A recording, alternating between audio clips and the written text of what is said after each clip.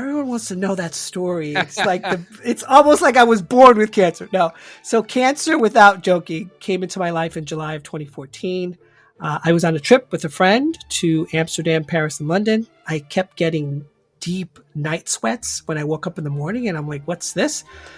All I hear is cancer, and because they put the nephrostomy tube, I was bedridden for a week. So they had to distend about 7 liters of fluid from my abdomen. I had something called ascites, so my stomach started getting bigger and bigger. Literally 6 days into the rest of the 7 days bedridden, I was told by the medical director that if I didn't start my first round of chemo, she doesn't know what would happen to me. And I'm like, whoa. She's like, yep. So I ended up doing my first round of chemo. Excited for myself. I used my journalism in order to pitch an idea to my editor. And I said, what about doing something like cancer survivors? He's like, okay. So he thought of a great title. I survived cancer. Here's how I did it. At this point, I've interviewed 200 cancer survivors, all walks of life, different types of cancer. And from that interview series, my editor said to me, let's make this into a book. I made it into a book in my TEDx talk. It's called the Aloha Reboot. So A stands for I was just about to get into that. Go ahead. Jump in. Yeah, so it's an ancient saying that I heard a long time ago that I knew I wanted to echo in my talk, which is really to know thyself is to heal thyself. Because for me, I just made it a mission for myself to be like, well, why is this happening in my life? What is the connection I have with other cancer survivors?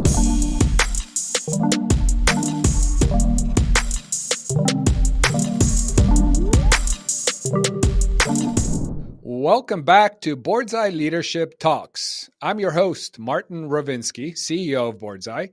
And today we have an incredible guest, Savio P. Clemente. Hopefully I pronounced his last name okay.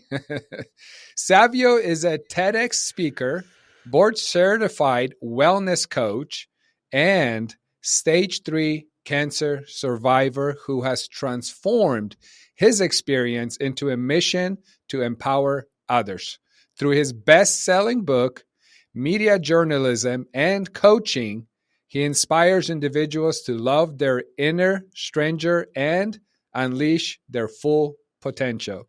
Savio, welcome to the show. Martin, what a great intro. Thank you so much for inviting me. I'm excited to dig on in. So let's see where this conversation takes us. Awesome. Well, again, welcome. And to start, can you share a bit about your journey from being a stage 3 cancer survivor to becoming a TEDx speaker and wellness coach?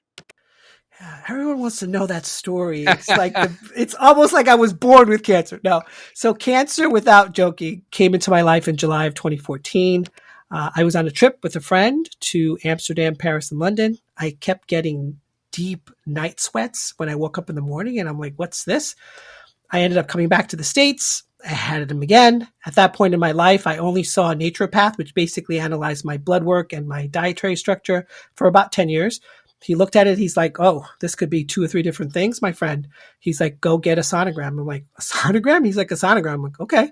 And I'm getting a sonogram.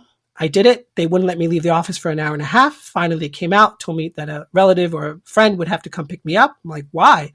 And they're like, you got to go to the hospital. I'm like, okay, let's go to the hospital. Within an hour, I was admitted to the 5th floor. And then literally that night, I heard nurses speaking and talking to one another that I would be transferred to the 7th floor, which they call the cancer floor. So that's the first idea that I had that I knew I had cancer. It wasn't until the day later when they ended up putting a nephrostomy tube that the doctor whispered in my ear, it's stage 3 non-Hodgkin's lymphoma. He said to me, however, that if there's a cancer to get, this was the cancer to get, not that anyone wants cancer. And he did say to me that they have amazing biologics and immunotherapy that would help with that. Of course, that means nothing to the person who got the diagnosis, but that is the origin story of how I found out I had cancer. Yeah, I'm not even sure if you hear any of that at that point, right? All you hear is cancer. All I hear is cancer. And because they put the nephrostomy tube, I was bedridden for a week. So they had to distend about 7 liters of fluid from my abdomen. I had something called ascites, so my stomach started getting bigger and bigger. And literally 6 days into the rest of the 7 days bedridden, I was told by the medical director that if I didn't start my first round of chemo, she doesn't know what would happen to me. And I'm like, whoa. She's like, yep. So I ended up doing my first round of chemo, and I did 5 other successive rounds every 3 weeks. Chemo was anywhere from 5 to 6 hours a day. And on top of that, because I believe wholeheartedly in body autonomy, I decided to do a whole bunch of integrative modalities. So I did that on off weeks. And my story, goes that in about 4.5 months of getting the diagnosis, that December of the same year, 5 days before Christmas, I was told that I was in remission. And this past December of 2023, while I was in India with National Geographic, I hit my 9-year remission mark. Well, your story is incredibly inspiring, and congratulations on whooping cancer's ass. How did your battle with cancer shape your mission to empower others? And I'm guessing especially cancer survivors and leaders among us. We're all, whether you're a leader or not, we're all human. So. Yeah. So it was literally 5 years into it, because they tell you always that cancer, it's not a guarantee, but after 5 years, it's less likely to occur. And so after 5 years, I said, well, what am I going to do? My background was IT and information systems. I was good at it. But I said, this happened to me. This was thrusted upon me. I somehow survived it. So what am I going to do? So I ended up deciding that this was going to be my new passion. And so I ended up getting my board certification in wellness coaching.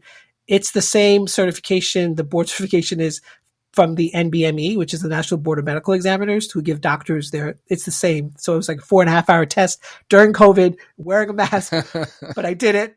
I did it. And I decided for myself, I used my journalism in order to pitch an idea to my editor. And I said, what about doing something like cancer survivors? He's like, okay. So he thought of a great title. I Survived Cancer. Here's how I did it.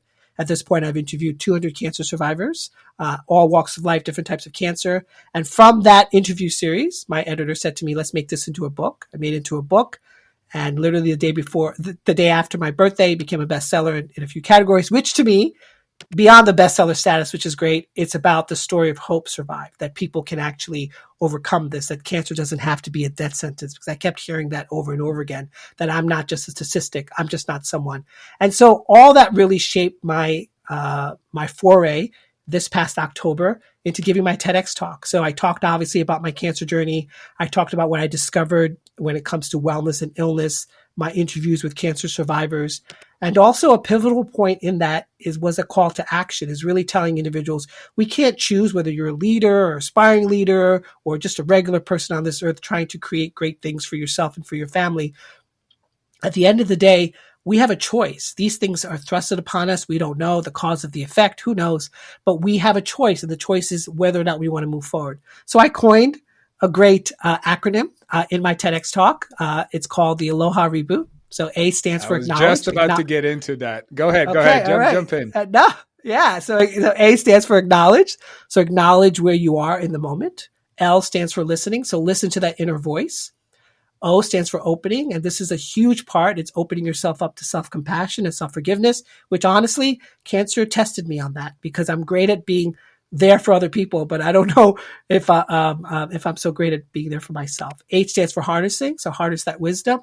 And A stands for accepting or acting with purpose from what you gleaned. And all this really came from the healing modalities that I researched, because for me, cancer was a way and means for me to feel like I had to focus like a laser beam on the healing. I let everything else go, and I told people, I love you, but I need to love myself. And I need to figure out something. I need to make sense of all this. I need to figure out how I can heal from it. Yeah. Because I tell people all the time as a coach, healing doesn't always occur in the medical office. Healing doesn't always occur in the cancer bay. It occurs in moments where you don't even know. It's a mystery to a lot of us. And so I just wanted other people to have that call to action in my TEDx talk, because the underlying element of all this is this idea to know thyself is to heal thyself. And if you don't know yourself, there's no way you're able to heal yourself. Doctors do what they do. They have the tests, They have the great treatments, but the part that you need to do, that's up to you. You need to meet healing where it is. So also, speaking of your book, in your book, you emphasize the importance of loving your inner stranger. What do you mean by this, and why is it crucial for personal growth? Yeah. So I left the inner stranger nebulous on purpose, because the inner stranger is not the inner critic. It's not the one that's pounding you. The inner stranger is not your inner child. It could be, doesn't have to be. The inner stranger for me, if I have to speak candidly, was, and Brene Brown would have a field day with me, it was shame. I felt shame with my cancer. I can't explain it. People don't understand it unless you've been through it. I felt vulnerability because now I had to rely on other people. I was like a passionate, independent person for majority of my life. I took a trip to Australia when I was in my early 20s by myself. I was like that guy. And that's what the inner stranger to me, because I saw my physical body, Savio, dying at stage 3 with all these things hooked up to me. But this other part of me was still alive. My mental acumen was still there. I was like researching. I set up a Google alert on my disease. I was getting all this information from Sloan Kettering. And then my emotions were still alive. I was feeling and sensing things. I had 4 roommates. 2 of them had brain cancer. I could feel and sense for their particular pain. My relationship with my friends and family who came visiting me were there. I had dreams. I had vivid dreams. My spirituality. I grew up Catholic, but I was someone who explored different belief systems from Buddhism to spirituality. And so that was all alive in me. And I'm like, well, how can I pull this? How can I take the stranger that's dying? And that was the genesis of the stranger. Other people have said that the stranger for them is that part of themselves that they never felt that they were good enough for, that they never felt that they could rise to, that they never felt that they could achieve. Other people who believe in like Buddhism think of the inner stranger as a past life that they had, that they can't shake off, that they can't overcome. And so I left it purposely on that because I want people to think for themselves, because in order to really figure out any problem in life, you have to first go within in order to figure it out. And as Einstein beautifully stated, you can't fix a problem with the same consciousness that created it. You have to think differently. How do you think differently? You got to go inward first, because it's always an inside job. Always an inside job. Yeah, and stranger can be different for everybody, like you said. 100%. So as someone who covers wellness trends and you get to collaborate with notable personalities, how do you see that connection between wellness and effective leadership? Yeah. So I've had the good fortune of interviewing celebrities like Venus Williams, who talked very candidly about her gastrointestinal issues, that it impeded her ability to perform.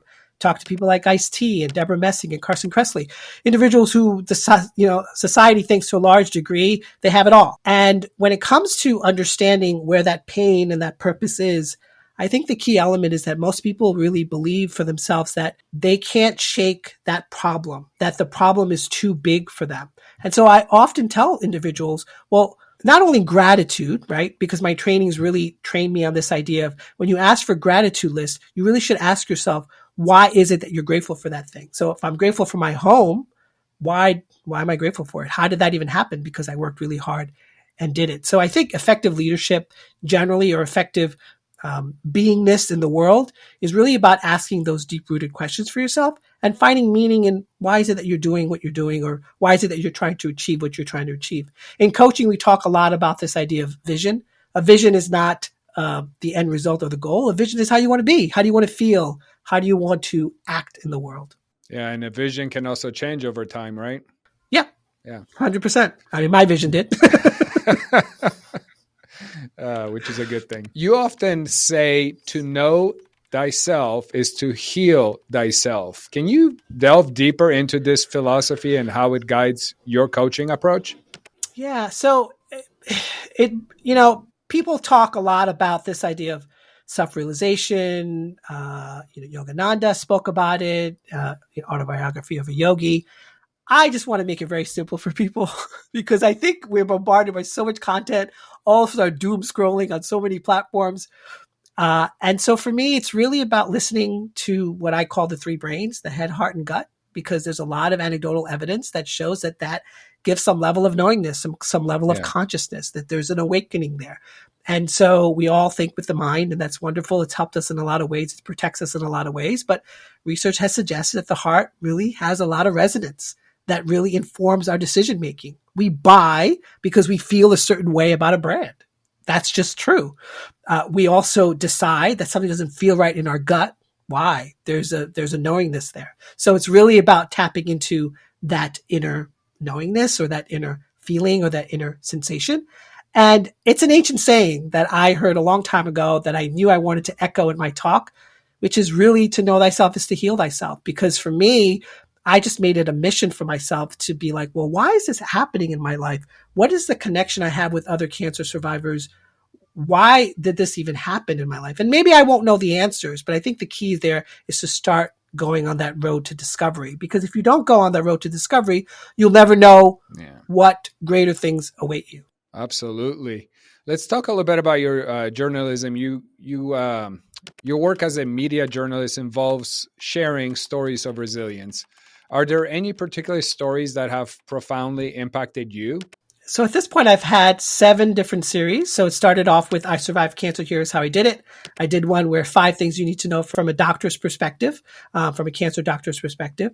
I did one on rising through resilience, how to be resilient during turbulent times. I did one on fear of failure. I did one on how to believe in yourself. I wanted to understand, or allow people to understand, the customer journey or the personal journey of how you go in and above. But the stories that resonated with me are individuals who, for example, the cancer journey story, where one individual was a pancreatic cancer patient, and he was told he only had 2 to 4% chance of living. And he said, well, I'm a finance guy. Why can't I be part of the 2 to 4%? Why do I have to be part of the 96 to 98% who can't survive it? Right. So that was a really pivotal thing that I'm like, wow. And then I talk to other people who say that resilience is really not always just about bouncing back, but resilience is really about savoring what is it you want to create. Where's the gratitude and the resilience? Why are you even fighting for anything? A friend recently got her diagnosis for cancer, and she says, I'm so tired generally. I don't think I could do what you did in this. And I could have been really coy with her, and I could have been like, yeah, you're right. But instead I challenged her. I could have done it, which is not right, but I could have done it, right? Because I'm a coach. So I listen and I challenge, right? That's just what a good coach does. And so I said to her, okay, well then what are you grateful for? And she told me, and I'm like, don't you want to have that linger more? She's like, oh yeah, actually I kind of do. So, it wasn't a coaching call. It was just a regular call. So I wasn't really odd, but I had to give the information I had to give. So. Yeah. There's a lot to be grateful for. That's for sure. You just got to dig deep sometimes, deeper than others. Absolutely. Yeah.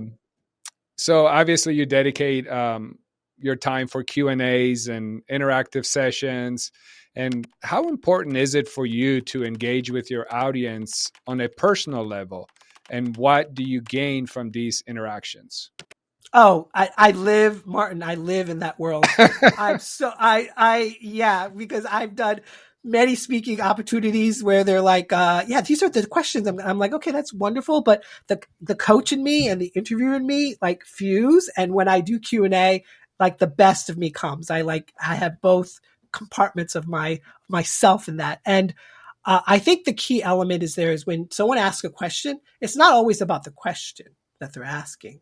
It's really about what's the underlying thing that's making them ask the question. So I often say to them, okay, for example, if they're like, well, how can I find more purpose in my life, right? I challenge them by saying, well, purpose is such a big topic. How did you create purpose in your life in the past? And they're like, well, I just tried different things. I'm like, okay, well, why does purpose have to be some big grandiose thing?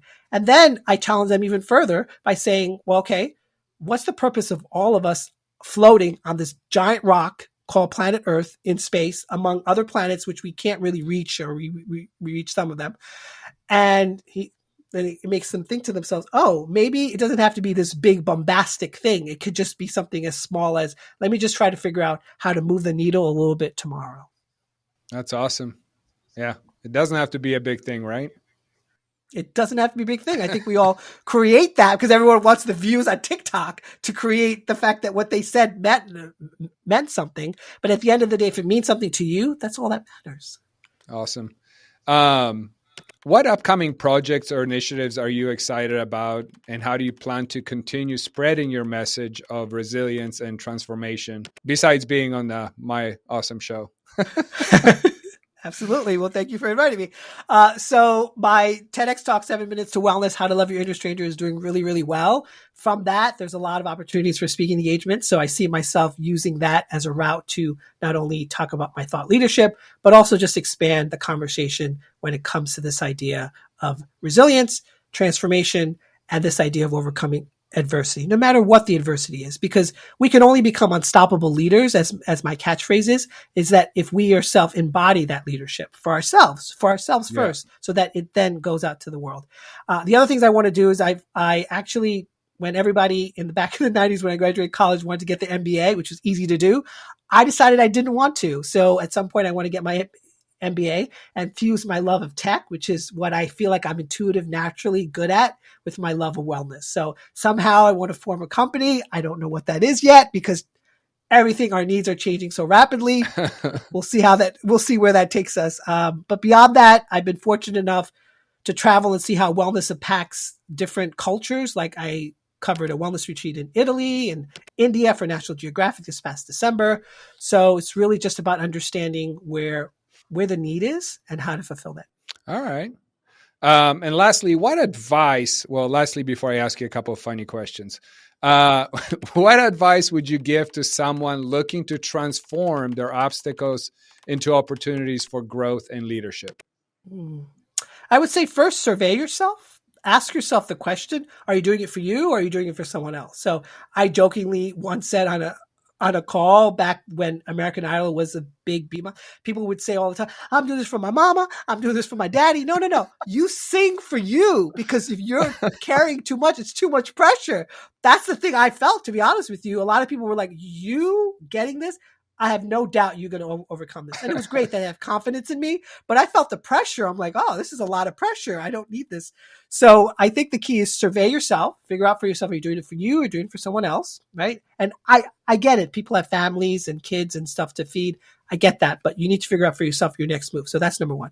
Number two, really figure out for yourself. Well, it doesn't always, now obviously there's a big misconception when it comes to work. Should you be passionate about it? Should it be fun?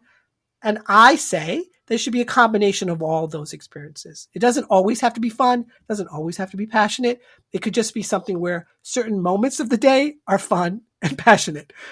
So that's number two. And number three, I really think it's about setting up yourself for success. So a structure for yourself and how you want to create that. So whether that's emulating people that you admire, embodying people that you admire, or even asking people for their advice. I have some great mentors in the public speaking space who told me 5 years ago that I would be great at it. And I'm like, really? And they're like, yeah. And they're like, because you can tell stories and that's what people want. They want to hear stories. They want to hear concrete evidence. They want a transformation, but they want to hear stories. But it was their belief in me that I then embodied and emulated. And these are great speakers who go all around the world speaking. So I think those are the three elements that I would suggest and I would advise someone to do. Awesome. All right. So here's some quick questions. Coffee or tea? Tea, for sure. You're a tea guy. All right. I'm a tea guy. What's your favorite tea? Chamomile. And I was scarred with coffee because when I was like 6, I remember we would be rushed off to school and my mom didn't have tea, but she gave me coffee and I spat it out and it scarred me for life. I may get into coffee later in life, but at the moment, tea is it. All right. You got an option between skydive or bungee jump. Which one do you take? Skydive. I haven't done either. And I was going to do it in Cape Town, South Africa. But I was told that when I went, this was 8 years ago, that they didn't have any insurance so everyone told me don't do it. So I didn't do it. So yeah, skydive. Out of all the countries you have visited, what's one country you would prefer to revisit? Greece. I love Greece. I love Santorini, Mykonos. I would go there in a heartbeat. There's just so much ancient sensations and feelings there.